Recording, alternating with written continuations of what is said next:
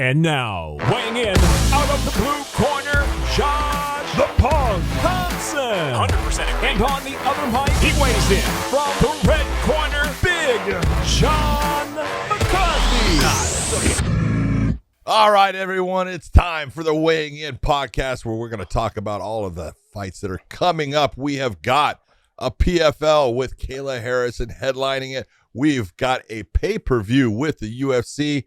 Great matchups between Izzy Adesanya against Cannonier, and then the rematch trilogy fight. Even though one guy's won both of them, it is Volkanovski against Holloway. It's kind of weird, but I can understand why, because it definitely needs to be done. But that's going to be a great fight. We're going to talk about all of those and a bunch of other stuff happening in the world of combat sports, because that's what we do, Josh Thompson.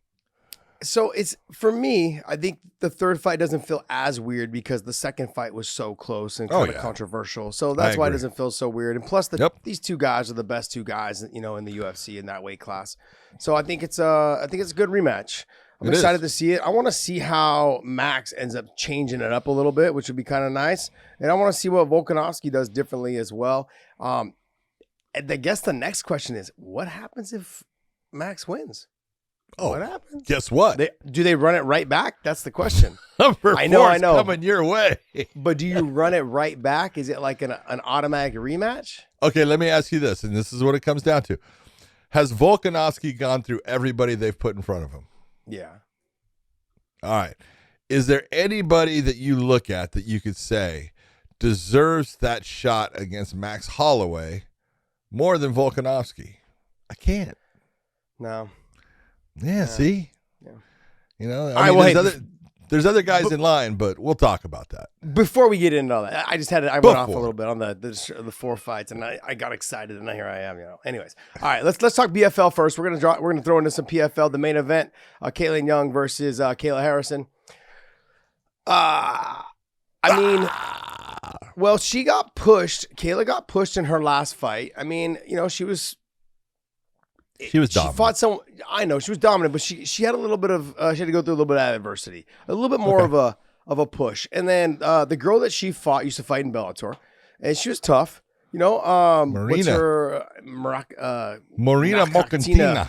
Mocantina. There you go. It's a long last name. Yeah. Anyways, she's tough. She's got some good judo, a little bit herself. She's got some good wrestling, sambo. a little bit, good sambo stuff. So it was no match for Kayla, but you saw some of the areas that Kayla needed to improve on.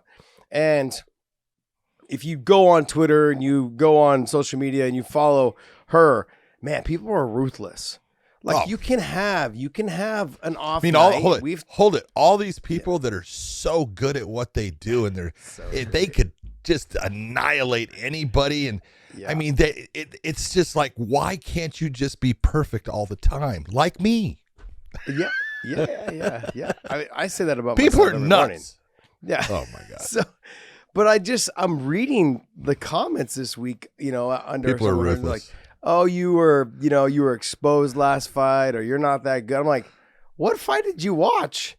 Like she had, like, sure, maybe she got pushed a little bit, but she was still very dominant. It was a very one-sided fight.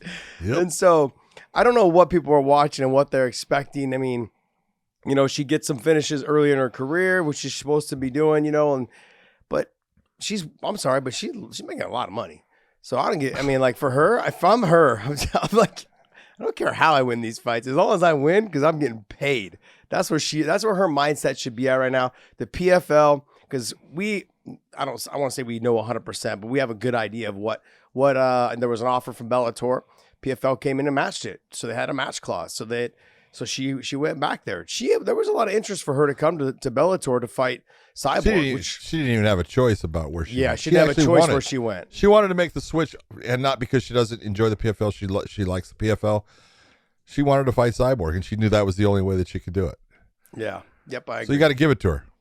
She's there to try to, match up with the best fighters out there. The PFL can only do what they can do as far as who they can bring. There's only so many women out there, and this is the problem. Caitlin Young.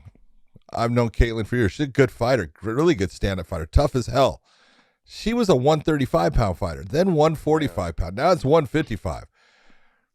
I mean, it's trying to recycle something here to get Kayla opponents. There's just not a lot of lightweight women fighters out there. And so, it's the entire reason why the UFC back a long time ago, when we made the weight classes for the unified rules, they said, okay, heavyweight, and then, super heavyweight. And then, all the people were trying to say, okay, we'll do super heavyweight. And the UFC goes, we're not even doing that. There's not any talent there. And you've got to have talent. You've got to have people to match up with each other. And they looked and said, there comes that breaking point where people are just not as athletic. They're just not as, physically, accommodating to look at, even if you want. You get a lot of big, heavy guys, they got to carrying a lot of fat. No one really wants to see a bunch of fat. Yeah. Well, in the women, it's not that they're fat. It's just that they're just not that big. Yeah. Yeah, it's true.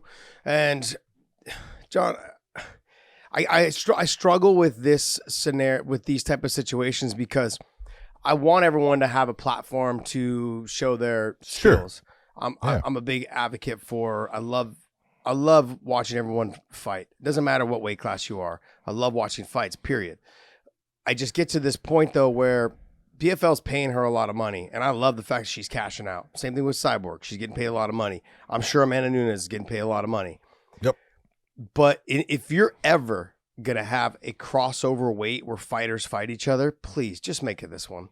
Because there's not enough. They're just not, there's no, you're really not jeopardizing. Cyborg's fought she's fought every promotion anyways. Yes. So that makes it real simple. Yeah, it doesn't affect anybody. Now it may affect the PFL a little bit because they're paying over fist. Honestly, I look at it, the only one that really, I guess it could affect the UFC with Amanda, but Amanda fought everywhere too. Amanda fought in Strikeforce, Amanda fought in Invicta, Amanda fought everywhere.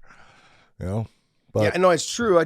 If you're going to have a crossover weight, I wish it would be this one, because there's just not enough talent. And then they kind of will make each other better. And the iron sharpens iron kind of feel to it. And then eventually, you're going to have maybe one will get a little bit more gains between each event or each fight or whatever it is, and mix in some of the other ones, because I'd like to see Arlene Blanco fight, anyone from any of the females from the PFL or from the UFC. Mix in those fights that are in there. It's just not. I'm looking at these. What, Julia Budd's now fighting at 55? Yep. But she's injured. So that's gotta suck too. So she's out. So it's like you have a mixture of these fighters that are in there, but like you said, a lot of them are being forced to go up to fight, and it's just not there. 115 has proven to be a very exciting weight class, which I was kind of concerned about when it first came around. Because I'm like, now it almost seems like it's a 125 for men. But then at 115, there's a lot more of them. And you get some of those little buzzsaws that come running through there. They're just tearing it up. And so it makes for some fun fights. You can't sit there and it's the one thing. Here's the difference. And I'm going to get raped on this one, but it's just the truth. Miss McCarthy's going to get you, buddy. Be careful.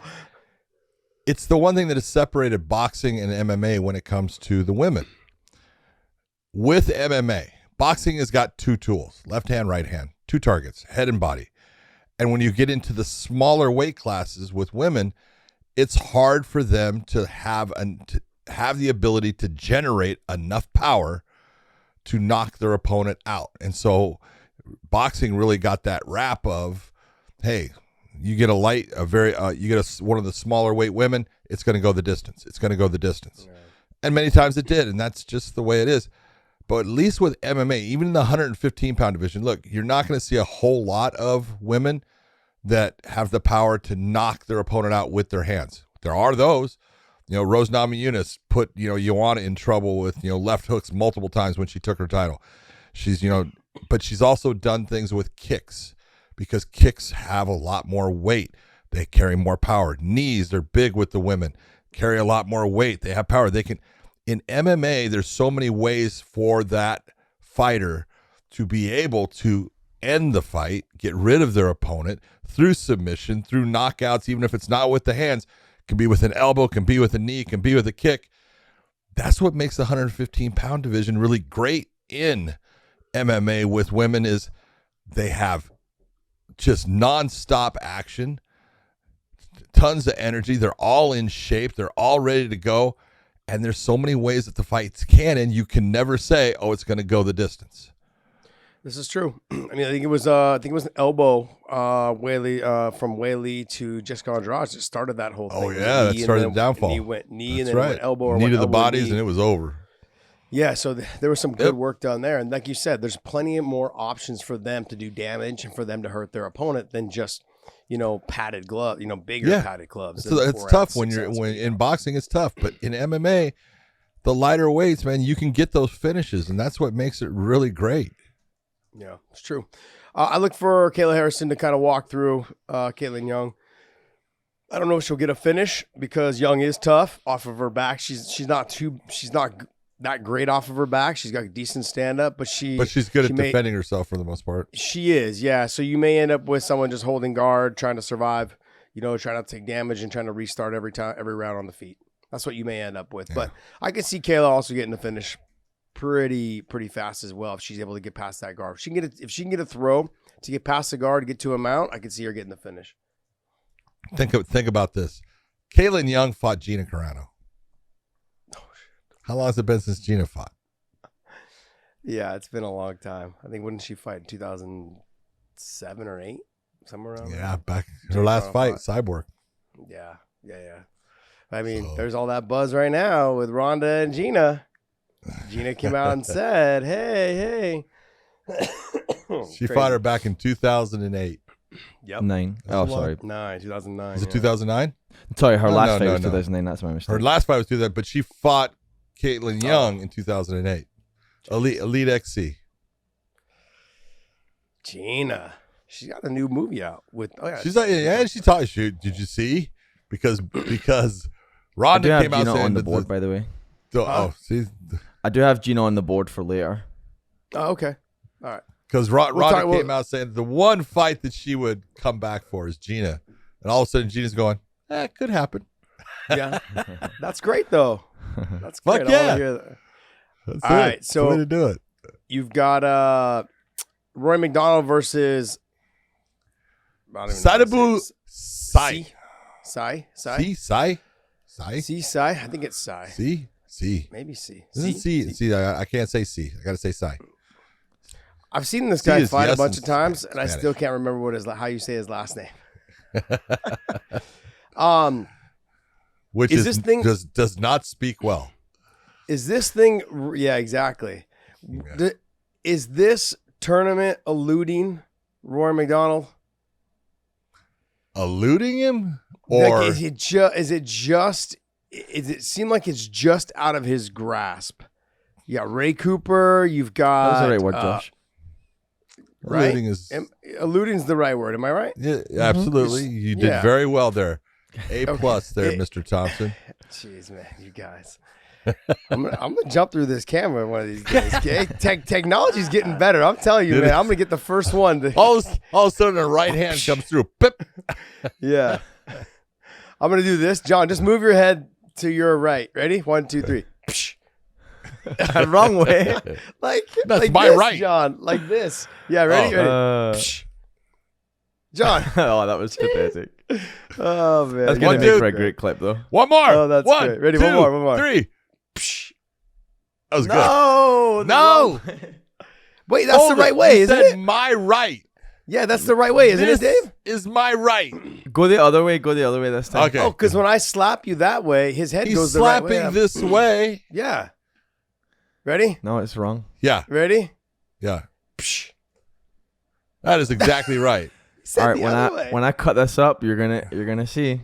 Okay. No. I want it the right way. Ready? Okay, I'll do it again. Now go the other way, John. Ready?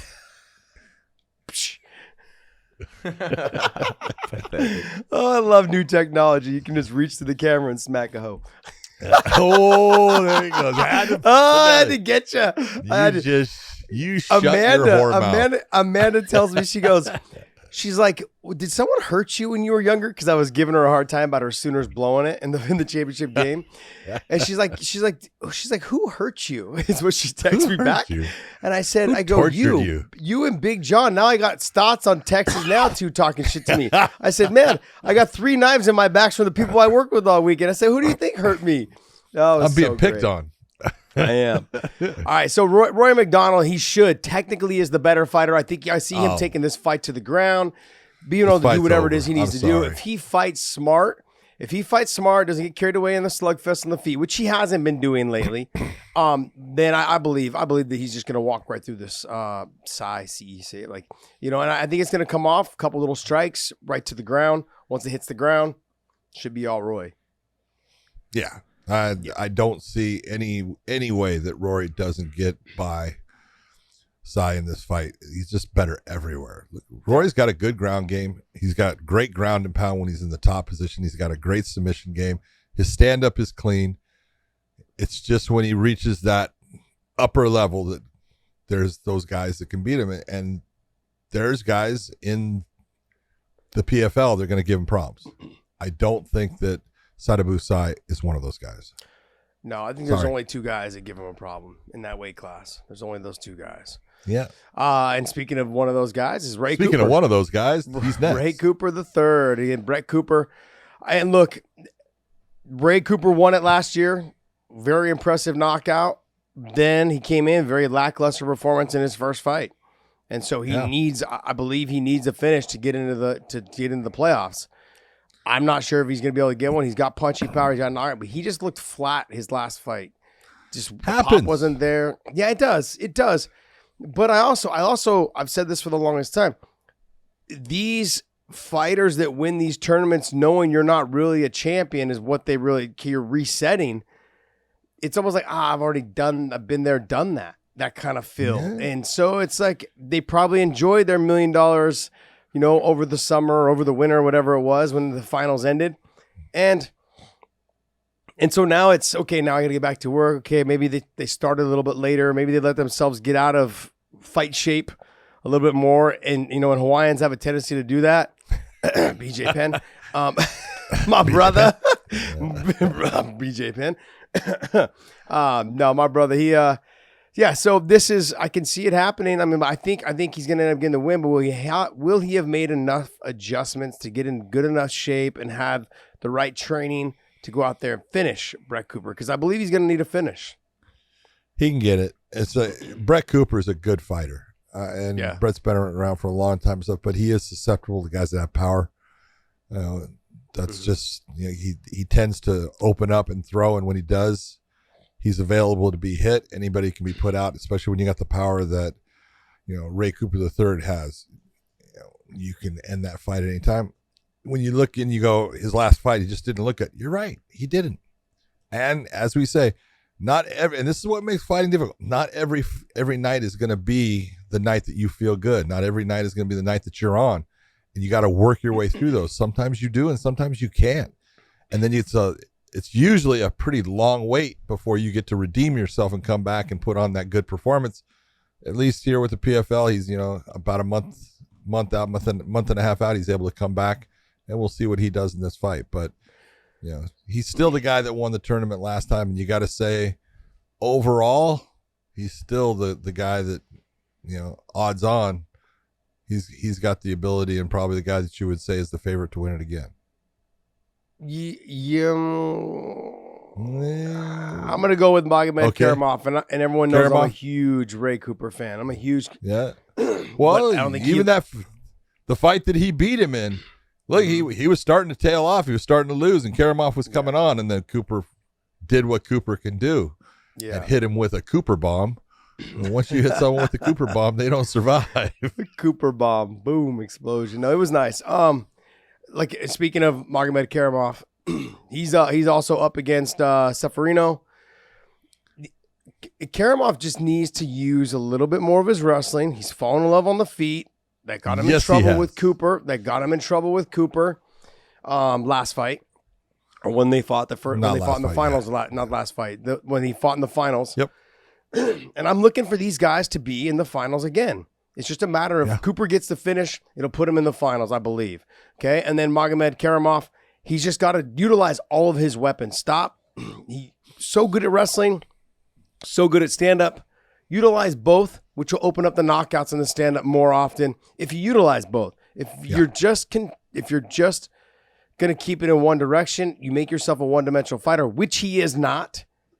It just doesn't make sense. You know, like there's certain fighters that have been able to get away with certain stuff. Khabib being one that could wrestle. But you have to remember, his stand-up got much better throughout time. Do you remember all the times that I was on Schaub's show and I was on other people's show and they were talking to me about how, Conor lights him up on the feet. And I was like, it's not going to happen, man. Well, that's because Schaub was riding him. Schaub was all over Conor in that fight. Schaub knew that Conor was going to win that fight. Yeah. Not a doubt in his mind. Well, because everyone kept saying that Khabib's stand-up was so garbage that he wouldn't be able to stand the footwork of Conor and this and that. I said, look, man, I've seen it. I've seen what he's done to top-level stand-up guys. Yeah, but no one like Conor. All right, we'll see. So, and I was right. But you got Ceferino versus Magomed Karamov. Go ahead. Give yourself time. Oh, man, my back. I just tap right over that. Right after that knife I pulled out of there. Right where that knife was at. Yeah. I'm gonna pat on. Still a little sore. Still a little bit sore from you and Amanda, and now Stotts. Son of a bitches, guys. All right, so Magomed Karamov, good. He's just got. I don't think he's gonna have a hard time on the feet or on the ground with Ceferino, but I think that you can't take anyone lightly, and I think he's got to start utilizing all of his tools now. Start getting these fighters to understand that he can wrestle and that he can stand. And they know what he's good. They know he's good at everywhere. That he's good everywhere in a fight. But lately it's been stand. If I have to use my wrestling, I will, but choose not to really. So he's a good fighter. He's definitely one I like to steal and take to Bellator. Him, Cooper, like you said, there's only a couple of the guys out of the PFL and female. And I'd like to take Kayla Harrison if I could make a wish list of fighters from other organizations. Magomed Karamov would be one, and Ray Cooper would be one of them as well. Next, you have Al-Salawi against a guy who's really good, Magomed Amaltov. 11-0, right? He's good. He's tough. He's not just a wrestler. He's got good wrestling. He's got good stand-up. He does a lot of spinning attacks. He's good everywhere. The guy's just well trained and he's tough. Not that Al-Salawi cannot beat him. It's possible as far as he's got the skill set to do it. It's not going to be an easy fight for him, especially if it hits the ground. He's going to have a hard time getting himself back to his feet. But this is actually a really good matchup, and this is in the welterweights. These are two guys that you're looking at to come and be the next ones. That which one's going to be the one that makes it to those playoffs that gives someone a hard time? Because I'm just telling you right now, Magomed goes against Rory McDonald, gets Rory on his back. He's going to give him problems. He's not good there. So interesting. It's just, this is that new series. Which one of these guys is going to do it? I personally believe it's going to be Magomed Amaltov. Are any of these other fights you're interested in? You've got Marina Naktina. She's fighting Montez. You've got who else is on here? Larissa Pacheco versus Jenna Fabian. Yeah, Pacheco against Fabian is the one that I kind of look at, kind of have a little bit of interest because Pacheco's done very well against just about every other woman out there except for Kayla Harrison. That's where she gets her losses. So I think she's fought her twice, I think, maybe three times, but I know twice. And then Jenna Fabian, really good stand-up style, tough, got, power in her hands. Can she get past Pacheco? There's a possibility. She keeps the fight on the feet. If she ends up on her back, maybe she doesn't get, through her. But actually, I want to see what happens in that fight. I really like Jenna Fabian. I really do. She just has that. She's a one-dimensional fighter. And her takedown defense is getting a little bit better here and there. And she shows moments of great scrambles. But as she gets tired because she doesn't do it enough, as soon as you get to maybe 3 takedowns, the scramble goes away and then just settles in on the back. And And that's Can't do that. that's the downfall. You can't do that. She's a better striker than I would say probably the majority of these females that are in the PFL. The problem is if you can't stay on your feet, doesn't mean shit. Matter how good you are there. So she used to train up here at CSA with Kieran Kieran, yeah. So used to train with him, Fitzgibbons. I was gonna say Fitzgibbons. It's okay. Fitzgibbon. I'm here to help you. Well, he's got a lot of good fighters that are out of there. You know, he got Gaston He's Bolanos. a great stand-up coach. Gilbert's been going over there. Kerry Melendez's been going over there. Adam Piccolotti's been there for a while. Some of the guys looks really good. From Alpha Male. Yeah. Yeah, some of the guys from Alpha Male have been coming down and training there as well. So there's a lot of top talent there, a lot of good talent there. So, you know, she's not there anymore, but she was there for quite a while. But, yeah, that's a fight I'm definitely interested in seeing as well. All right, well, hey, that's going to wrap up our PFL talk. We're going to jump right into the UFC, and hopefully if you guys listened up, and we're going to go into this a little bit differently today. We're going to break down, you know, probably the top main card, and we're going to give you weighing in on the odds when it comes down to the main card, give you guys some ideas on how we would take the bets. Now, I want to make sure, full disclosure, you guys, when I say, hey, that's a bet I would take, that doesn't mean that I think that fighter's going to win. I look at the odds. John and I are looking at the odds going, hey, I will take a chance at that price. Say put $50 down or $100 down to win $250. It just makes sense. So it doesn't mean that we believe that fighter's going to win, but we believe that fighter has a really good chance of getting the upset or dominating the fights. Now, we can also talk about maybe a parlay here and there on fighters I maybe put together to win a little bit more money. But I would say, look, Jared Cannonier is in a very similar situation as Johnny Eblen was last weekend.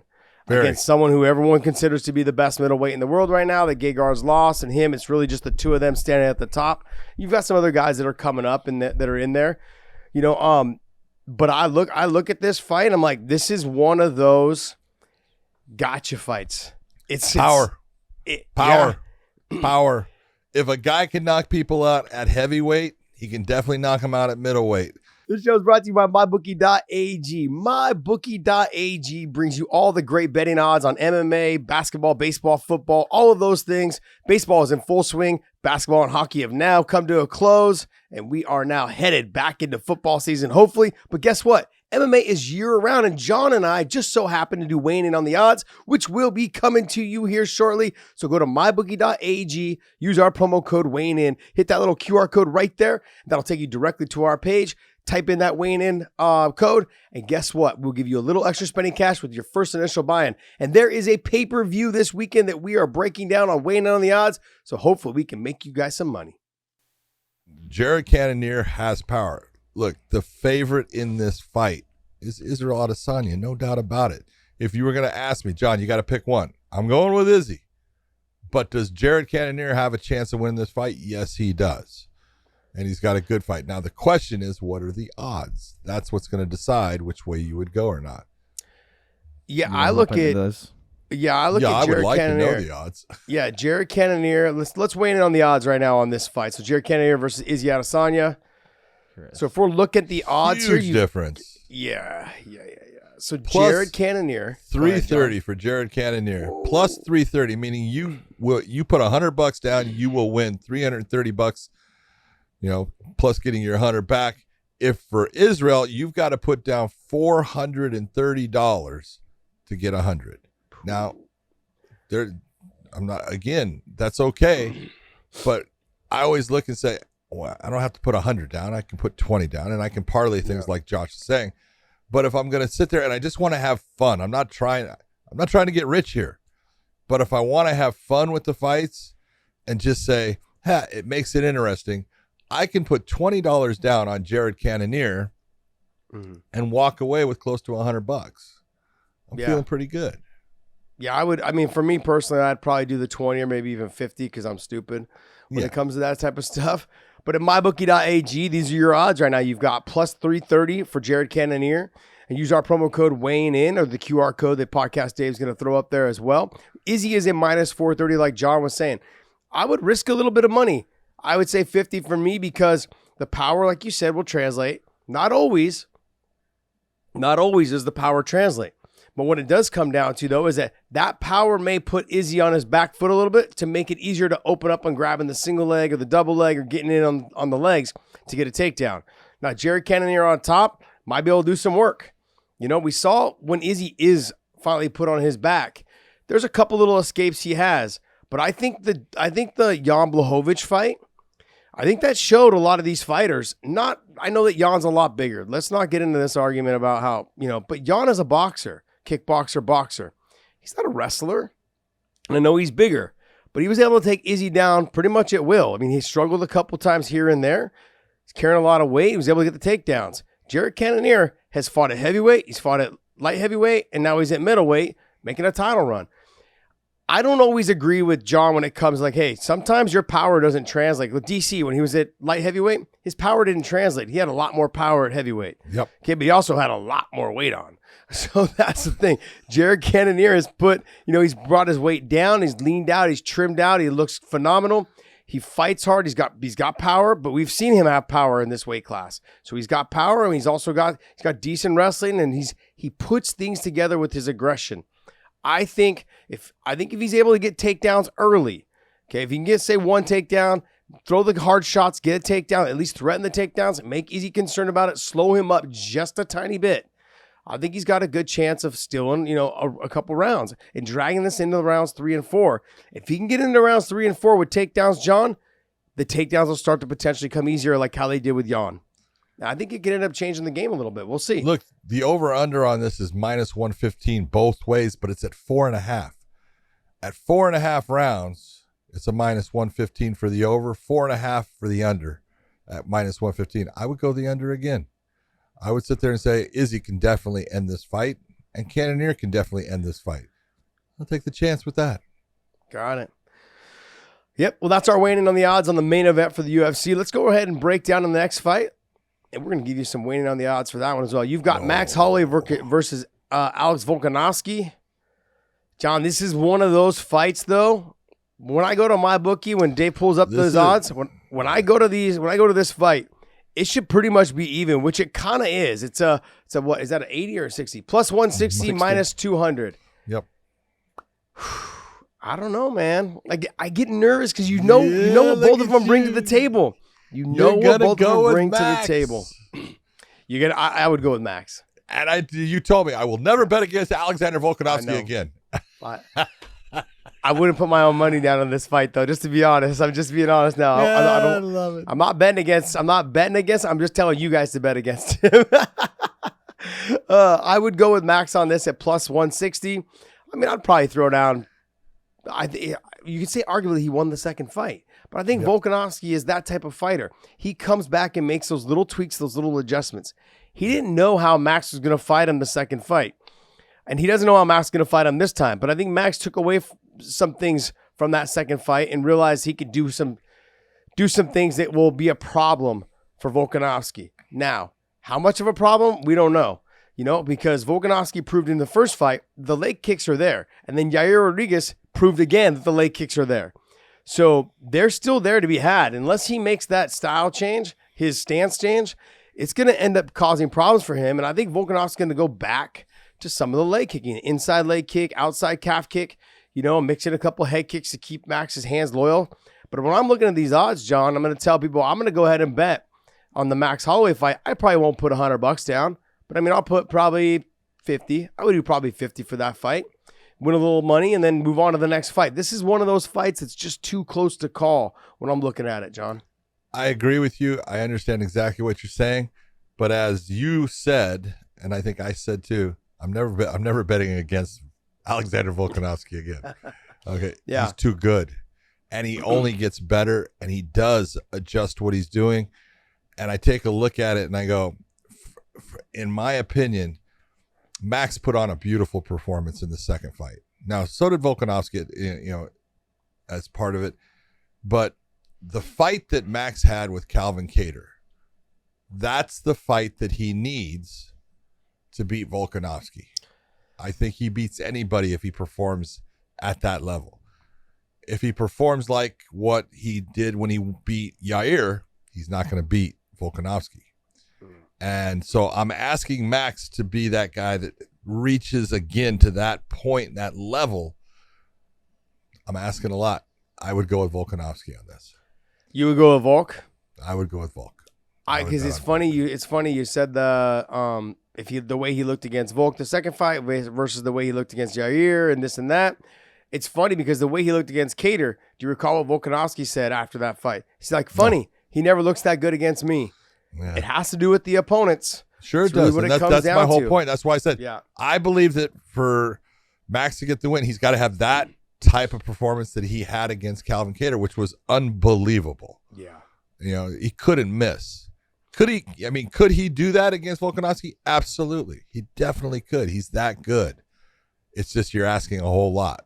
And you're asking him to beat a guy that, look, Volkanovski is special.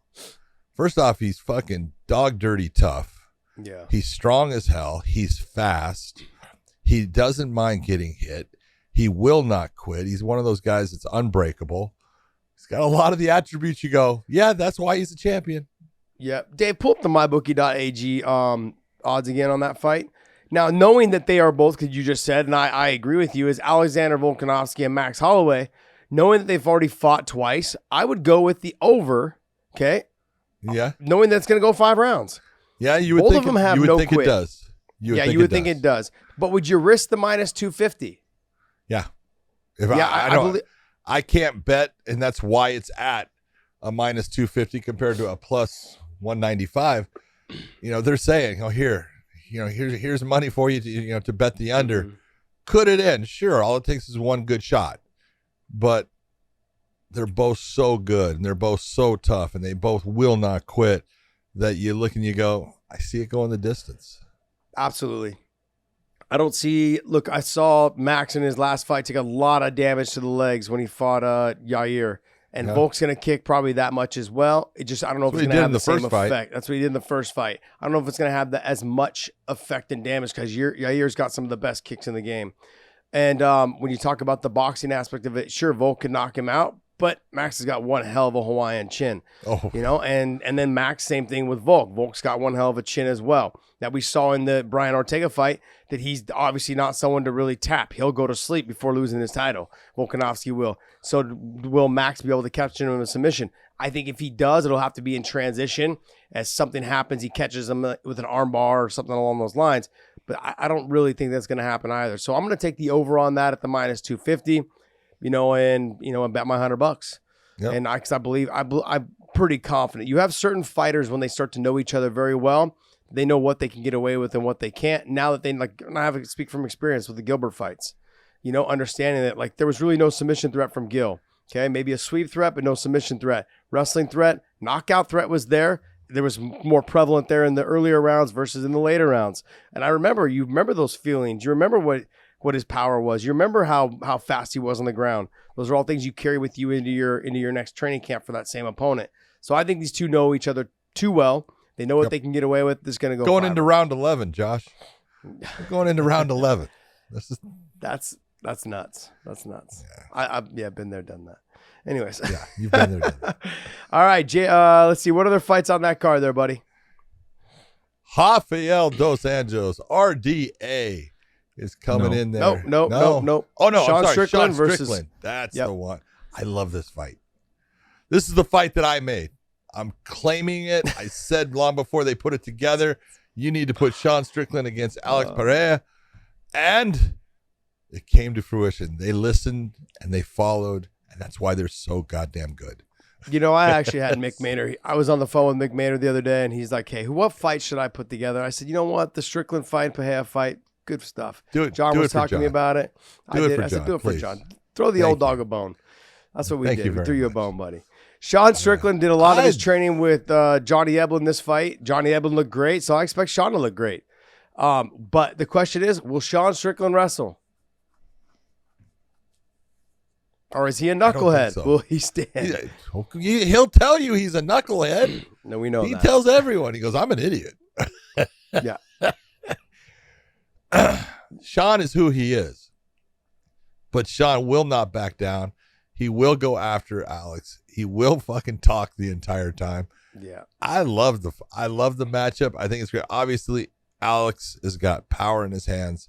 He's a great kickboxer. He's got multiple wins against very good kickboxers. He was a stud there. Experience-wise in MMA, it's a little bit less. You know, Sean obviously has a lot more experience when it comes to the MMA. Not that, you know, Pereira has got a ton when it comes to kickboxing and everything. But look at the odds, dude. It's even. Yeah. That's why this is such a good fight. I'm taking Sean Strickland the whole way. Yes. Yes, that's my man. When you have a kickboxer fighter like Alex Pereira, and nothing, obviously he's an extremely talented kickboxer. It's not the same sport. And we saw in his last fight I can't remember who he fought, but in that fight, John, every time he got flurried with shots, he didn't take them very well. He got pushed his back to the fence. He took some big shots in that fight. He's got a hell of a chin, but he took some shots. Sean Strickland will not let up. He will be there in the second and the third round, just trying to walk through your punches. Now, he may get knocked out. But in this sport, he can threaten wrestling. He can threaten clinching. He can do all of these things to slow Pereira down. And I think that Sean Strickland's not a dumb person. He may tell you he's stupid. He may tell you that he's a knucklehead, which he is all of those things probably. If he's telling you, when people tell you things about themselves, you listen. Okay, so he may be all of those things.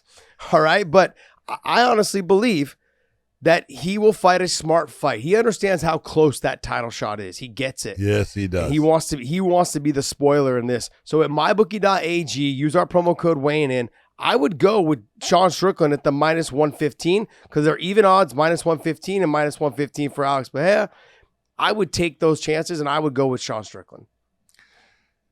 I look at it this way. One of the things that slows Sean down, and it kind of slowed him down a little bit in his last fight, is guys that are looking to take him down, guys that are looking to put him on his back. He has to slow his progression in his stand-up down. He doesn't take the same chances. He's a little more calculated. He doesn't have to worry about that in this fight. No. Alex is not going to try to take him down, so he can go out there and say, we're going to bang. Let's see who does it better. That's who Sean Strickland is. So I love this fight. I think it's great. And I love the next fight, which was brought up because of, I think it was Misha Tate and Lauren Murphy pulling out.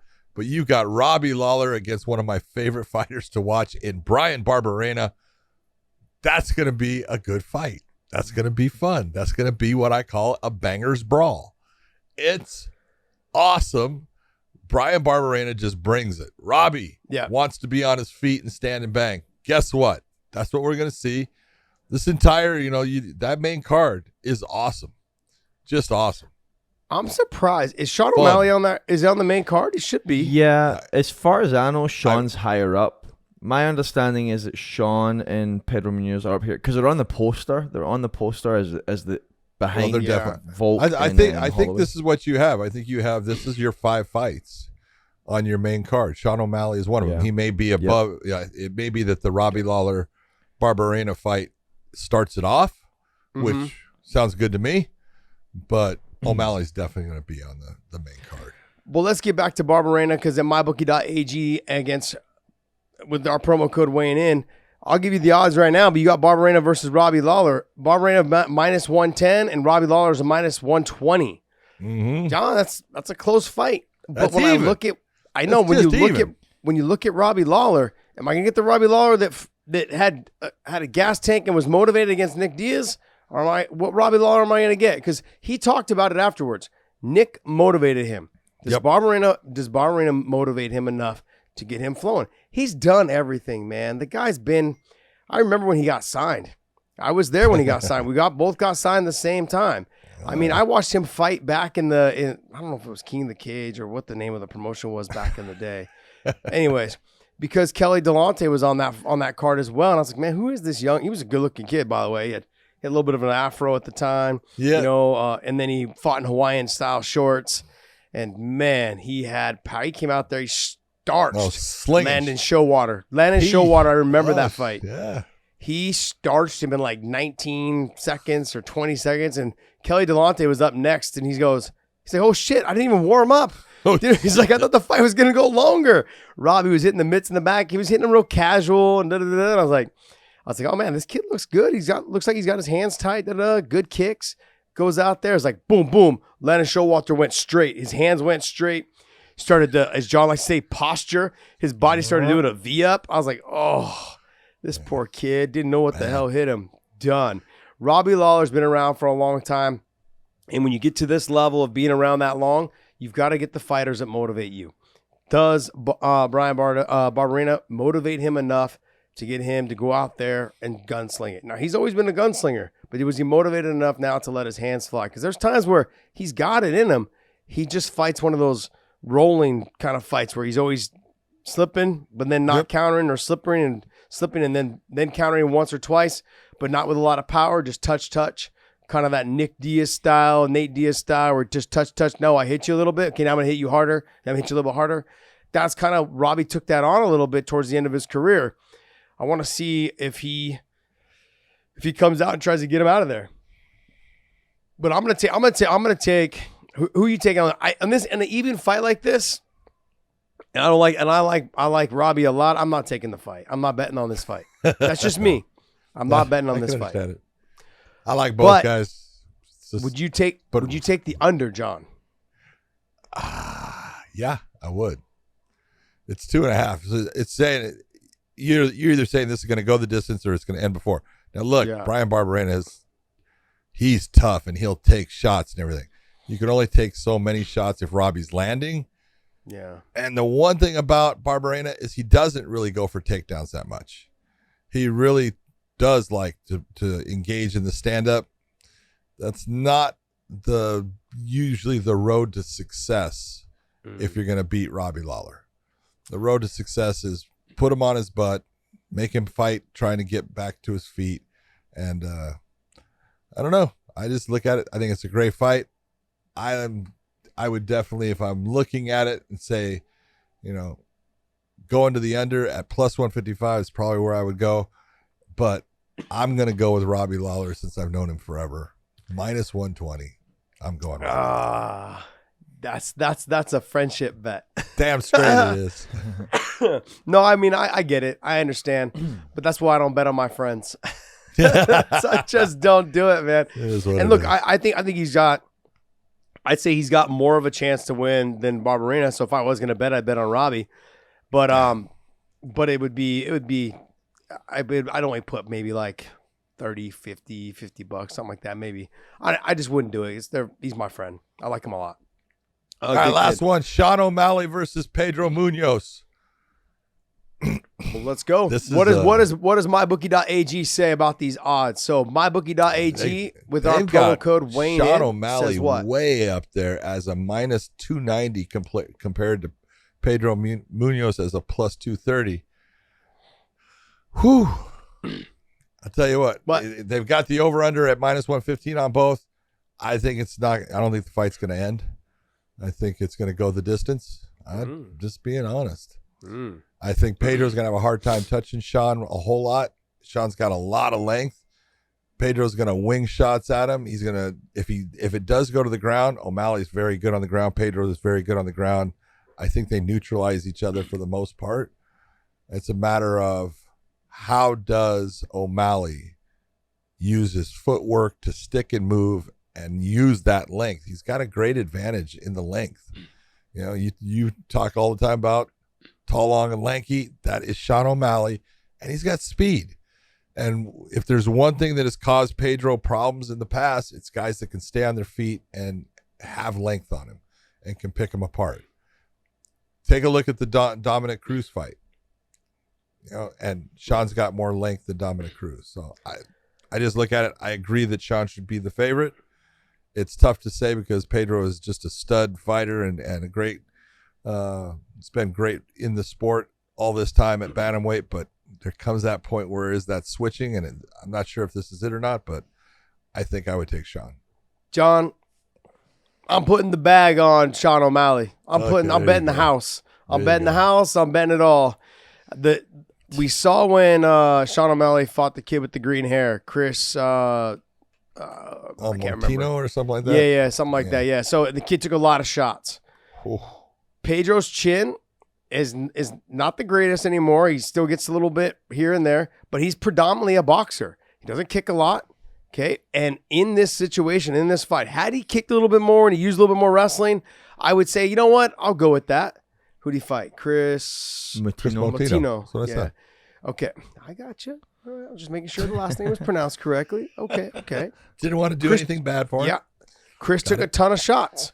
And so when I look at that, when I look at that fight, when I look at this fight with Pedro and I look at with Sean, pull up the odds, please, at mybookie.ag. Use our promo code weighing in. When I'm looking at this, you have Sean at minus 290.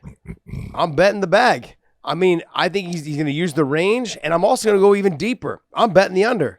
I think he gets him out of there.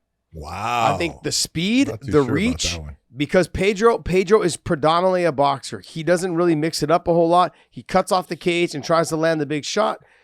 And now if he does land, I think, Sean could be in some trouble. I don't think he'll be in enough trouble to get finished. Sean's good off of his back. He can just fall to his back and say, okay, come into my guard, and he could play the grappling game with him if he wanted to. So I think Sean has the potential of rocking him and finishing him from all different ways. I'm going to bet the house on Sean. I'm going to go, I'll bet the 290 to win my 100. Shit, I might even bet, 600 to win to win 200 or whatever. Yeah. Look at you, Daddy Warbucks. I might even do that. And then I'm going to go with the under on this too. I'll bet 120 or whatever, 115. Is it minus 115 on the under? I think Sean gets him out of there. The long push kicks up the middle. The push kicks up the face. Put that record back up there. I want to show Josh something here. Records don't mean shit when you're Sean O'Malley. 15 No. Go to the people he fought. Yeah. I want you to see this because he fought Paiva, right? Mm-hmm. Good fighter, not a great fighter. No. Okay, just lost his last fight. Fought Montino. Mm-hmm. Tough as hell. Yeah. But lost all his fights in the UFC, and he's Almeida. Not the same after the Cody Garbrandt. Exactly. Not the same after the Cody Garbrandt Not the same after Cody Garbrandt knocked him out. And then you look, and there's the one. You're going to take a look at the level of fighters that Sean O'Malley has fought. Yeah. There's one in there that you go, this is a guy that is in that top level. Yeah. And that's a loss to Marlon Vera. Well, guess what? This is his first fight against another guy that you could say, top level. Yeah. Do you recall that fight, though? Which one? Do you recall that Vera? fight, how he lost? He basically lost because of leg kicks. Chito kicked the shit out of his legs. Pedro's not a leg kicker. Maybe he changes it for this fight. I agree with you. And I'm saying I take Say that again. Sean Say O'Malley. that again, John. That's like vinegar coming out of your mouth. Say it again. I do. I agree with you. He's more of a boxing centric style in the stand up and uses his jiu-jitsu when it goes to the ground. I think that I think their ground is kind of gonna basically wash each other's out. I think that as looking at this, I agree. I go with Sean, but it's not going to be that easy. And I'm not too sure that he gets rid of him. I do think that it goes the distance. I'm not saying, John, that it's going to be easy. I'm saying this is that Pedro's going to come up short on a lot of shots. You're saying he's getting rid of him. I'm saying he's going to. I think he's going to get rid of him. But what I'm saying is that Pedro's going to come up short on a lot of shots, which means he's going to have to start lunging to get in there on the boxing. I agree. And in that boxing, lunging, trying to reach and get in on Sean because the speed is definitely going to be a factor. Sean's faster, Sean's longer. All of those things lead to a position of now you start chasing, now you start reaching, and that's how you get knocked out. I'm thinking in that position, and Sean doesn't need to have a ton of power. He just got to catch him while he's coming in. Him coming in and him delivering the shot leads to knockouts. Now, Pedro can also just play it safe. Like, look, I'm not going to chase you. I'm going to wait for you to come to me. He could do that as well. I don't think he will, though. Pedro's someone that stalks after you and tries to land the big shots. He'll throw combinations, but it's always pretty much boxing. I'd like to see him throw some kicks. He's got good kicks. He just doesn't utilize them enough. He gets caught up into the boxing. He's going to reach. He's going to lunge in. He's going to get frustrated, I think, with the young guy talking shit, maybe in the cage, doing whatever it is. It's going to happen, and I think it's going to lead to Pedro getting finished. All right. We're going to see. That's my opinion. I like Pedro. All right, well, hey, that's our weighing in on the odds for the main card. of the UFC. What is this? UFC 76. 276. So Some great undercard fights. there are some great undercard We're not fights. going to talk about these right now, but Brad Riddell against Jalen Turner. Jalen Turner is John. on a roll right now. What? Sorry, you said you're not going to talk about the fights? Well, I know, odd-wise. We're not Odds okay, wise, okay. yeah, odds All wise, right. yeah. Okay. Just making sure. Jim Miller Go ahead. against Cowboy. We talked about that. That's a perfect matchup. I think it's great that they're going against each other. Ian Gary's going to get a real guy against Gabriel Green, a very tough individual. The Uriah Hall versus Andre Muniz. Look, Muniz is the dude that broke Jacare's arm. That dude is a submission master. Now, Uriah Hall, a guy great on his feet, but tends to kind of shell up and not do things when he's got someone that can take him to the ground and he doesn't want to hit the ground. So you're looking at it, which Uriah Hall are we going to see? It's really the question of it. But overall, great card. Jessica Eye versus Macy Barber. That's going to be a good fight. Jessica Eye's going to come forward, try to get up in her grill. Macy Barber's going to push back, potentially get a couple takedowns. Can she take Jessica Eye down? That's the question as well. Can she control her on the bottom? That's another question. Macy Barber looked good her last fight. She's she's making a couple of adjustments. She's trained. She's at a new camp, I believe now, right? She was somewhere else, and then she now is, or maybe she's always been with, she's Alpha Male. Wasn't she with Alpha Male? Alpha Male, yeah. Okay. Maybe I don't know. I'm getting her confused with someone else. But look, she looked good. I thought she looked good her last fight. So, and then look, I don't want to skim over the Jalen Turner and Riddell fight. That's going to be a great fight. Great fight. Jalen Turner's tall, long, and lanky. He's got power. He's gotten way better at defending takedowns. He's also gotten better off of his back. Yeah, he doesn't have to worry about takedowns with Brad Riddell. Yeah, I understand that. I do. And like you said, but now what that does, John, is what? That opens it up for both of them just to live free. Yep. Hey, let's let it all fly. Yep. So, and Riddell he's fantastic on the feet. Man, his fight with Fiziev was just insane. These guys, there was not a moment where they were just throwing heat the whole time. And it was a great fight, man. I go back and watch that fight occasionally here and then. I'm like, geez. Ugh, like the way they were mixing it up. Those are the ones when you hear the shots landing, you're going, ow. You're like, I don't miss fighting at all. And these guys are in my fucking weight class. I'm like, no way. Anyways, that's going to be a barn burner of a fight. And I think that is the fight that's going to be headlining the prelims. And then, of course, Jim Miller and Donald Cerrone. This is a legacy fight. It really is one of those fights where, Donald Cerrone's beaten Jim Miller before in the past, and now it's a chance for Jim Miller to get it back. And I'm happy they were able to get this fight together because Cerrone was supposed to fight last week.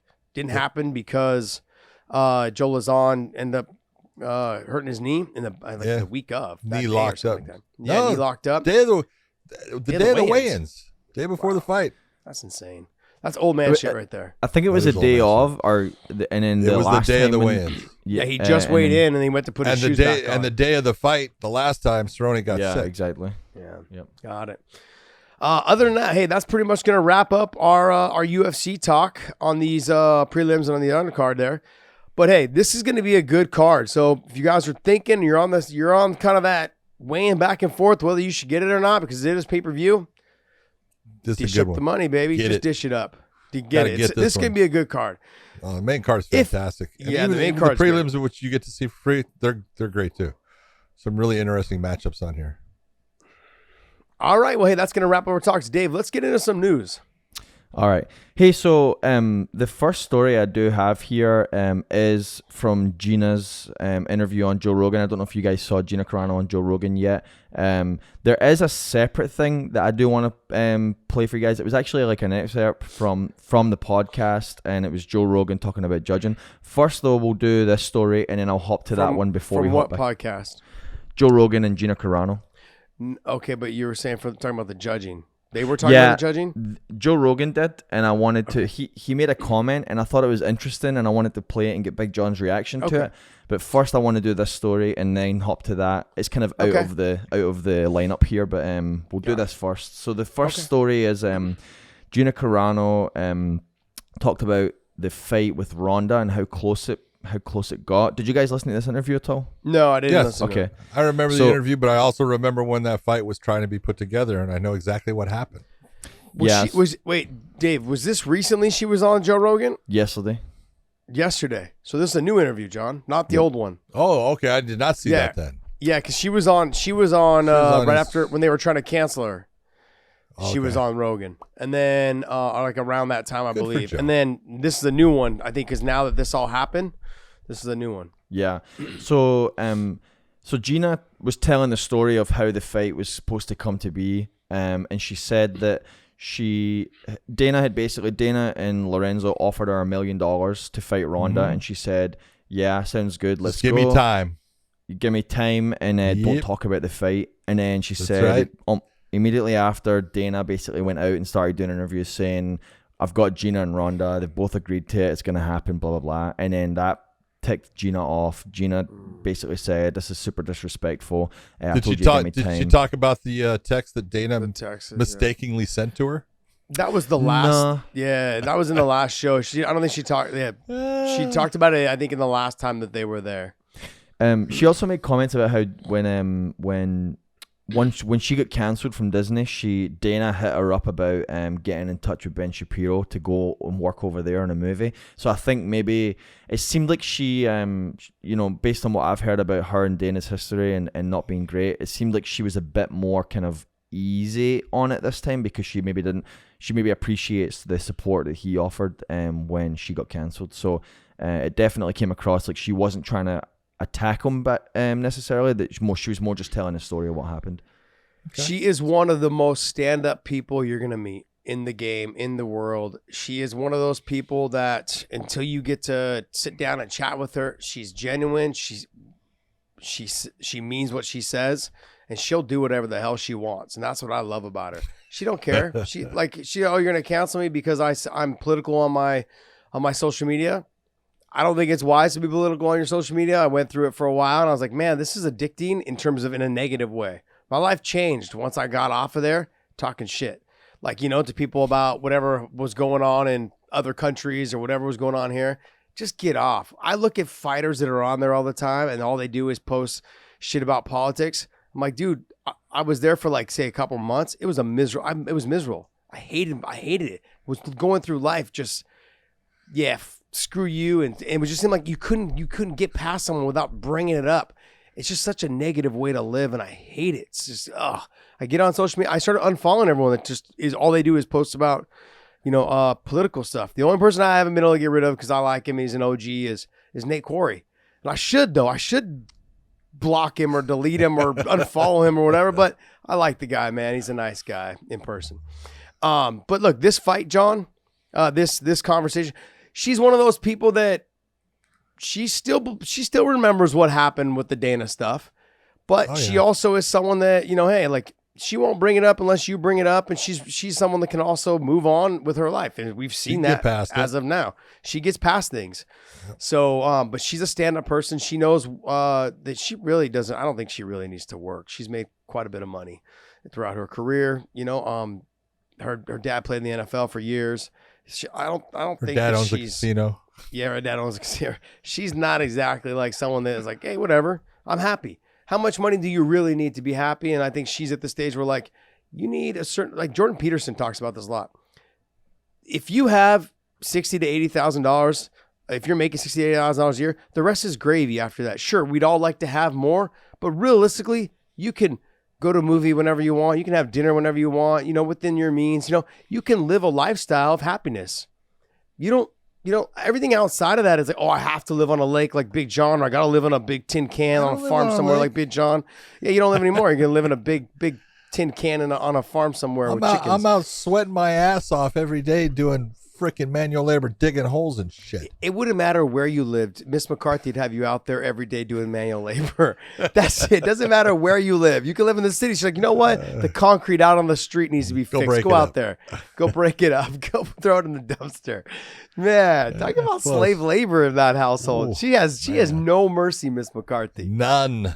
And then she thinks everything's so easy. Oh, you can do it. Well, I mean, you were a referee for like 25 years, so you had the easiest gig in the world. So, I mean, it's time you started putting in some real work. Yeah. There you go. Thank you, Dave. This guy. I will get you back. Oh, jeez. Says Right. the guy who his wife ordered a mail order husband was just Dave showed up. There it is. Oh, jeez. She brought him over from Scotland.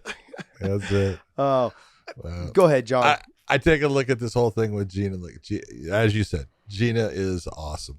I've known her for a long time. She's a sweetheart of a person. She's gorgeous both inside and out. And if she wants to fight, great. I see what she said as far as, it could happen. You know what that means? Could not. Yeah. That's just the way to look at it. But she's smart enough to keep it out there, keep her name out there, do the whole thing. She just had her movie with Donald Cerrone come out, the Terror on the Prairie thing, and that was through the Ben Shapiro and the Daily Wire. They're the people that put the money behind that. And if Dana had any part of that, way to go, Dana. Like that you are there to help people out like that. And so, whatever she wants to do, if she ends up fighting Ronda, I would watch. I don't think it's going to happen. Yeah, I don't think it's going to happen either. That's one thing. Two is Gina, she made it very clear that she's like, look, that no matter whether you got me hooked with Ben Shapiro or not, doing business with you is probably not the best idea after the texts and the other comments. And, and just say, and people, no matter what you say, Dana White's still a promoter. And promoters, it doesn't matter which promoter you're talking about, all of them, you've got to be like, everyone knows that promoters have that name for a reason. They're always looking to promote the next fight, and he saw when Ronda did that, or, he's trying to work his way back in there. Cause if there ever was an opportunity for him to throw another fight, cause Ronda can't fight anywhere else. Can't fight anymore with the UFC. She's still under contract. She's still under contract with the UFC. If she's retired, you guys. And I don't think Ronda, honestly, I don't think Ronda would want to fight anywhere but in the UFC. I think she'd want it to be there. Yeah, exactly. And what I'm saying though is that could you see this fight on on a Triller? You know what I mean? Like that's one of those. Could you see it in one of those type of promotions? Could you see it, or I don't know where you would do it, but I mean, how would you see it all happening? Like it'd have to be in the UFC, but I think the past with Gina and Dana, okay, don't talk about the fight until I'm ready. Went out there and talked about the fight. Okay, and then the texts that came through, obviously, like that doesn't go away. You don't change character. Like you're promoters that when people show you who they are, believe them. That kind of thing. So that's how it is. Look, I'm interested in seeing the fight too, John. I would love to. I'd tune in. I'd pay my money. Yeah. I'd pay the pay-per-view. I'd do it all. Like I'm a big Gina Carano fan. But you're not. I became a Ronda fan as when she was in Strikeforce and was following her. She lost me a little bit with the finger to Misha, and not shaking hands, that kind of thing. Yeah. It kind of lost me a little bit too. And then especially after the arm, the flipping the off. But then after her career, I love what she's doing now in the WWE. I like that type of stuff. I don't like the WWE, but I like that she's able to branch out and do something else. I'm happy for her. Next. All righty. John, I'm going to play this clip from the Joe Rogan show. It's just audio clip that I recorded yesterday. And I found it very fascinating. And I'd like to get your reaction to Joe's feeling about how judging should take place in MMA. All right? Okay. Here we go. Oh, wait. Stop. Stop. Do you have like one of those switches on you? It's like a trigger switch. Let me turn that off real quick. Okay. Go. All right, Dave, here we go. Podcast Dave, go. Like by the time we were in like round 3, I was having this conversation with Cormier. I was like, who fucking knows who won? Who knows who's winning this? Because He's talking about Carla and Rose, by the way. Okay. nothing's happening. Like it's when nothing's happening. This is my number one problem with scoring. The way we have scoring with MMA, that could either one of those rounds could be a 10-9 round or a round where someone beats someone pretty cleanly and lands a lot of shots. Could also be a 10-9 round. Mm-hmm. That doesn't make any sense. Right. That's great. That's a flaw in the scoring system. Time to update the program. Yeah, we need a better system. We don't need boxing system. Mm-hmm. We need something that it's like it shouldn't have anything to do with 10-9.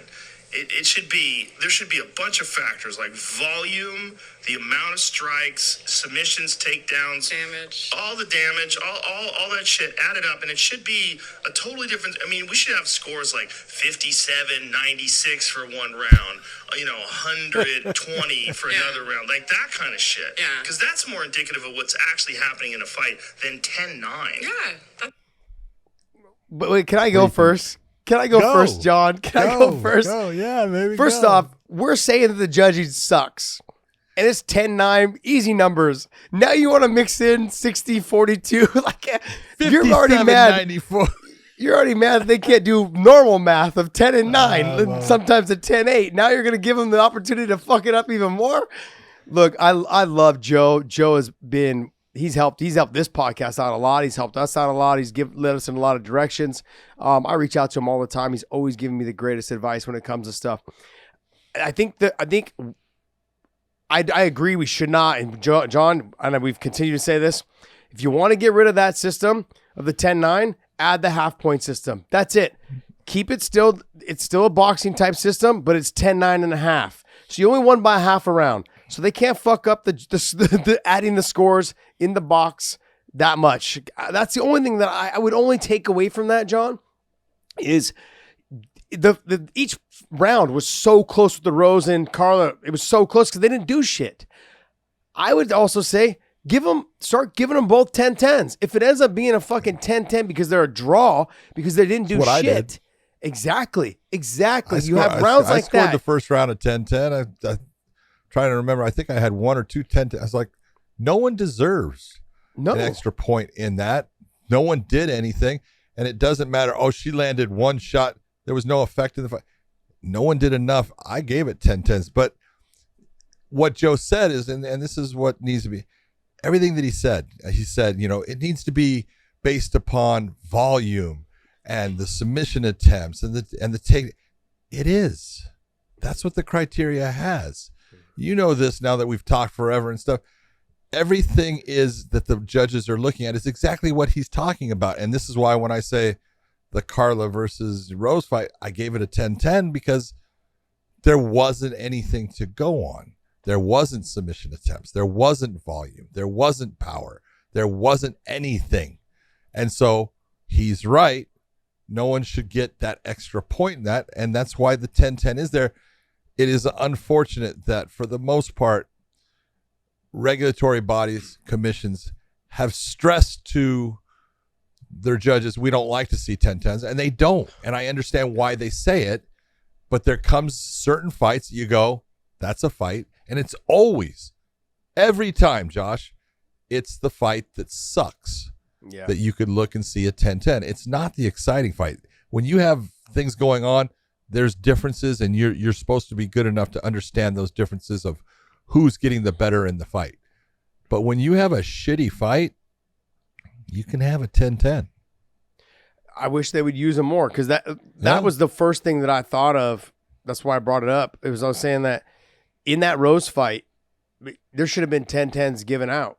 There should have been more than one. I think because look, one kick, one punch, it's like one air punch, one air kick. Like it was really that shitty. And this is the sad part when you look at it, and it's when Rose did her interview with the media afterwards, and we talk all the time about, and I said, look, fighters for the most part, they don't understand the criteria. It's unfortunate they don't. They should. And it was real clear that she didn't understand the criteria because she said, look at my defense. How do I not get credit for that? It's very clear in the criteria. You get 0 credit for defense. Defense allows you to stay in the fight. Everything within MMA is offensive based. Your offense will determine whether you win that fight. And when you don't have offense, you can't win the fight. It should be that every fighter knows that, but it's clear that even a champion of the world in Rose Namajunas didn't clearly understand that. Because I've said this 1,000 times. Fighters don't know the fucking rules or the scoring system. They don't know. Yeah. I fought longer than a majority of people that I know. John, I don't know shit. I knew, like, don't grab the fence. I poke what was my time that I got to recover. Growing shots. Like, I knew all these things, you know? It's like, but those are the things you care about. You don't know, if I get kneed in round 3, you know, versus round 4.5, you know, do I get the win or not? Like, those are the things they don't know. You have fighters all the time looking up. Look, to get back on the scoring system, I think you give more 10-10s because it's usually, like you said, with the fights that suck. Okay, and in that fight, Rosen and Carla, the fight sucked. So give them a 10-10. Okay, on top of that, the half point scoring system. That's as far as I would go because now those rounds that were close, and then now you're only winning by a half point. Yeah, you can make a differential in that. Yeah, and it comes down to this: as you know, I'm going to use Aljamain Sterling. He didn't get careful, John. Careful, John. I don't want Aljo to start bashing us again. I'm not bashing him. He's finally left us alone. His ego's finally tucked away up in his asshole. He's finally left us alone. Leave him alone. The second round of his fight with Peter Yan, he didn't get 10-8, and I was like, you know, okay, if you look at the criteria and stuff, but it's definitely a 10-8-5, and so it shows the difference if you can give that. And you look at the first round, whoever won that, it wasn't 10-9, it was 10-9-5. Nah. You know, and there is differences in what that half point will do for you. But it's getting the people that have the true power in the sport to acquiesce and come along on the ride. Yeah, because 10-9 is like dinosaur shit, man. Like when you can only throw, you know, just 2 hands, that's easy to judge. But when you have wrestling, judo, it's sambo, not even easy to foot judge sweeps, in boxing. Yeah, you're right. It's not. I think it would make more sense if people understood, like in the Rose fight or any fights that are close rounds, instead of saying like when you have a good fight, oh, the round was close, who do I give it to? Give it a half point. Neither one dominated the round, but it was so close that still keeps the other fighter in it, especially in a 3-round fight situation. A whole point is a lot to give up in 3 rounds, you know? And so I look at it as if you give a half point system, okay, look, that round was close. I lost it by a half point. I can make that up by winning this round convincingly. Boom, back on track. Yep. I think it's a good idea. And I understand what Joe is saying. And I love the fact that he keeps bringing this up because there does need to be a change. We need to have a change outside of boxing. We are not boxing. We don't have just 1 and 2 hands to throw. We've got a ton of weapons to throw. Elbows, knees. We talked about this earlier on the show. You've got knees to the body, knees to the head. You've got elbows. You've got wrestling. You got judo. You got throws. You got so many different ways to win this fight. It's not boxing. Let's not pretend this is like a boxing scoring system. As simple as it gets, Josh. We did earlier on the show. I said, look, you got 2 tools, right hand, left hand, 2 targets. MMA 14 and 12. Jeez. Big difference. Yeah, that's a lot. All right, next one. All right, let's hop into this next story here. Luke Rockhold's return is imminent, and he talked about recently like stuff he'd gone through. Josh, I'm sure you're in the loop on this. He talked about how a breakup and an abortion he had in his previous relationship messed him up. And basically, you know, changed the switch in him. He, after the Super Bowl, he got off alcohol and basically got on track. And he talked about like getting on the path back to the world title. Just wanted to get your reaction there, and without getting political. Yeah, I just talked to him yesterday. If you guys are listening, Luke's going to be with me on Fight Companion this weekend. So do not give him a drink there. No, he doesn't. He hasn't drank in 6 months. I know. Don't you try to force him. No. He already because Brendan offered to send him a vehicle, like a car, to pick him up and bring him, so he didn't have to, because he thought maybe he would have a drink, you know, so he didn't have to drink and drive. And he goes, no, I haven't drank in 6 months, man. I'm good, man. I was like, hey, and I've noticed. Here's the thing: if you follow him on social media, he's always got his fucking shirt off. It's fucking intimidating me. Okay, I hate it, but. He's my boy, man. So I'm like, bro, I come here to see how you're training, not your body. Come on, calm down, Ralph Lauren. Calm down. This guy's, he's so great, man. Like I see what he's doing, and you guys. He's one of those guys. He's a desired taste. You have to get to know him to understand him and be around him. He's so fun. He's such a good guy. He's got a big heart. he's a lot of good things, and I love this about him because, him and I used to tear it up out in the towns, whether it was Vegas or wherever it was, L.A., Costa Mesa, it didn't matter. Wherever we hung out, Newport, it didn't matter. We always had a blast. The guy's a great guy to be out with and interact with and be around friends with. But the fact that he's not drinking, the fact that he never did drugs, but the fact that he's not drinking, that's huge. That's huge for him. And his life has changed dramatically. And for him to come up and say this and speak about it, he's a better man than a lot of people. Because if it fucked him up, this is him getting it off his chest, I'm happy for him, man. Because Luke's not someone to really speak out about a lot of things. He'll talk to you a little bit, maybe one-on-one. But the fact that he said this publicly, I tip my hat to him. I'm glad he's making changes, and I can see it in his mitt work, his training sessions, the way he's got. He went and bought a plunge for his backyard. He went and bought a sauna for his backyard. He's got yoga classes now in his backyard that he's just constantly working on himself, taking care of his body, taking care of himself mentally. I think I'm happy for him, man, because this is what he needs. He's a young, talented. I know he's not super young, but no, he's not young anymore. He's not young anymore, but I still look at him like a little brother. He's a good kid. He's a really good kid. He's got a big heart, like I said. So I'm happy for him. He is a good person, and he's someone. It's an acquired taste, in a way. But I loved his interview with Mike Bone that was interviewing him. It's hard for you to talk about the things that are personal, and that was a personal thing. And a lot of people look at abortion and they sit there and they don't realize it can affect more than just the woman. It can affect the man too. He wanted that kid. And someone made a decision that he had no ability to stop. And, that's just the way the world works. But the fact that he's able to talk about it, get through it, I love, it's funny because, his downfall in fighting started with the loss to Bisping, and that was Jason Perillo. And Jason Perillo was the one that saw some of the flaws in what Luke would do. Look at who Luke is training with. Yep. He's training with Jason, and Jason's great trainer, and he's having fun with all those guys down at Ruka. He's getting in good rounds. I hear nothing but great things about everyone loves him there now. And hey, if you can get all of that stuff that you were carrying and get it off of your back, put it out there. There's going to be people that tell you, hey man, loved what you said. There's going to be people that criticize you because that's people. Doesn't matter how right you are or how good you did something, someone's going to find something wrong with it. I think this is great for Luke. He's going to be able to focus on just being who he is when he goes into that cage against Paulo Costa. And look, we all know what Luke can do when he's on. He was phenomenal at one time in his career. He was so good. That dude throws the best question mark kick of anybody I've ever seen. It's so damn.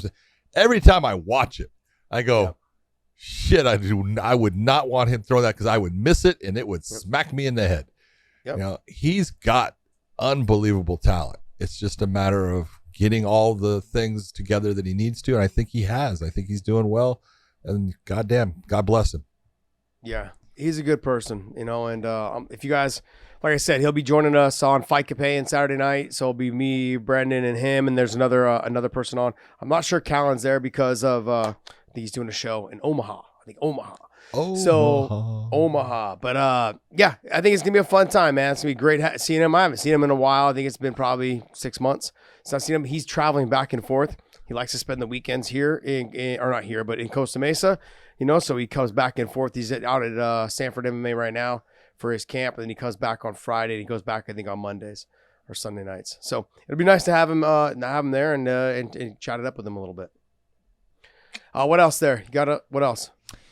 So we'll wrap up on this one, and it's back to Max Holloway, who's fighting this weekend. He's talking about, after this fight, potentially going up to lightweight because he sees some interesting fights up there. So A, is he counting himself out this weekend? And B, is it wise to be going up to 55? This Volkanovski, right? Counting. I don't think he's counting. What's that? This is Volkanovski, right? Not Max? It's going to 55? It's Max. Oh, it's Max. Is the one saying okay. Yeah. I don't think he's counting himself out of any fight. That's not what Max does, and Max truly believes in himself as a fighter. I look and say, should he go up to lightweight? No.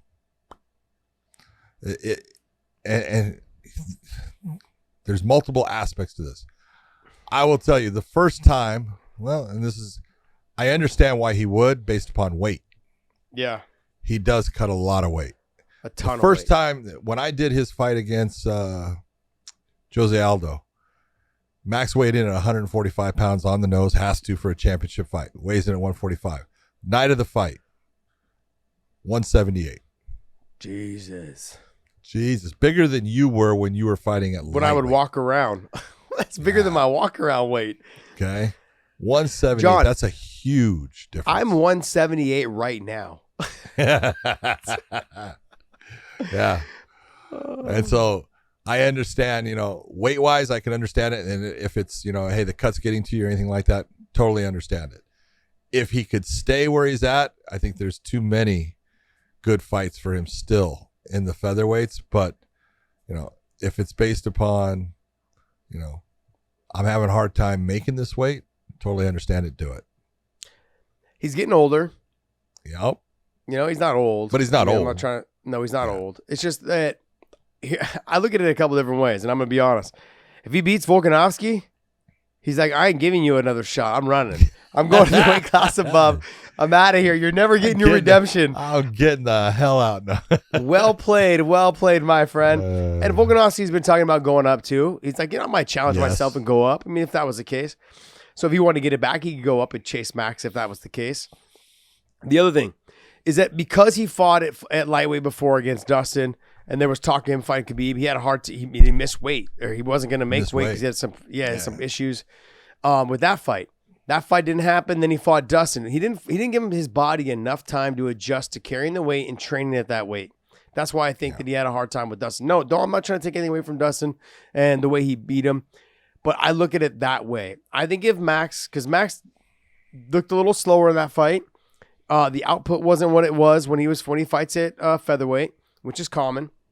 When you go up in weight, the output maybe not be as much, but his speed also didn't look like it translated as much, which it should have. So I think over time of him learning how to train by carrying that extra weight, I think will be key. Him going up, I'm not against it, especially as he's getting older and the weight cut. So I'd like to see that eventually happen, but I want to see him take the time to get up in the weight class. He's going to have to take 6 months, 8 months, maybe even a full year to put the weight on, get it down, put it on, get it down, and get used to training with that weight. Get in hard sessions. Go through a full camp at that weight and not have to worry about. Or at the weight that you're going to fight at. Yeah, at the weight you're going to fight at. If you're going to walk around at 178, that's fine. Train at 178 and whatever weight you're going to fight at. Okay, that you'll find out what your weight is, what your training weight is. Never fight above that weight. So if you're used to training at 178 and then you make weight and you go back up to 178, so be it. Because I'll tell you this, everyone talked about Khabib and Islam and those guys, right? They cut a ton of weight. They cut a ton. When they come to camp, they're big. But as the camp goes on, they're 2 weeks out, they shrink a lot. But when they finally make weight, by the time they fight, though, they're not really above any more than like 180, 182, 184, somewhere in there. 78 to 84 is kind of their love weight. Like you hear fighters all the time. At heavyweight, DC and Kane. DC like to be like 241, 240, 241. Kane liked to be 238.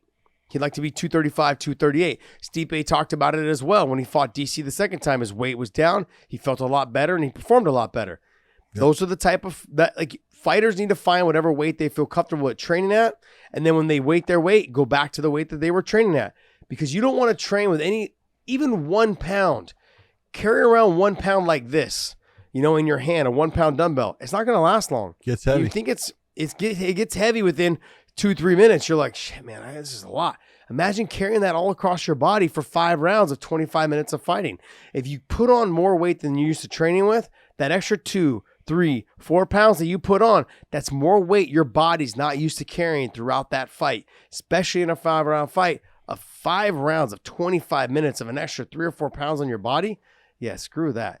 I can see what Max is doing. I like the idea. Win the title, run to lightweight. Volkanovski, see you later, buddy. I beat you. Live with that. Great job, Max. Holloway out. All the way out. All right, guys. Hey, that's going to wrap up our weighing in show. We're out of here. Hopefully you guys enjoyed our weighing in on the odds. Make sure you guys place some bets. Show us your bets, man. Post us a tweet or post us, tell us who you took, what you put down. Let us know if you use mybookie.ag. I want to appreciate you guys. Thank you so much for supporting us. And enjoy these fights this weekend, man. Let's go. Yeah. Tell us, John. Let's go. Before John wraps it, so obviously we have our t-shirts on weighingin podcast.com, but make sure you guys tune in for the little rebranding of Weighing Interjection this week, which is tomorrow. And you guys will see we have a new show with new artwork, and the new artwork will be available on a t-shirt starting when that show drops tomorrow, Thursday. So hey, who did that artwork? Rebellion Artwork, right, on Instagram? Yeah, Rebel Lion Artwork. Oh, Rebel Lion, sorry. Rebellion, I like that. I would have said the same. I think it is a play on words. Rebel Lion. Yeah. I think it is a play on words. Rebellion, like that. Nice. I like that. Yeah. All right, well, hey, you guys can check it out. Ooh, look at that. I know, it is pretty cool. I like it. It's a little throwback to us old people. Well, we are. John never played video games, but I did. This is the very first video game I really ever. Oh, not like outside of Nintendo, Mario Brothers and stuff, but like actually paid a quarter to ever play was this game. Yeah. All right. Well, hey, check that out. And Podcast Dave's gonna throw up a little picture so you guys can get an idea on this show here. And hopefully you guys enjoy the show. John, take us away. For everyone out there, thank you for tuning in. Hope you enjoy the fights. Be sure to watch all of them because we have to. We will see you later. Bye.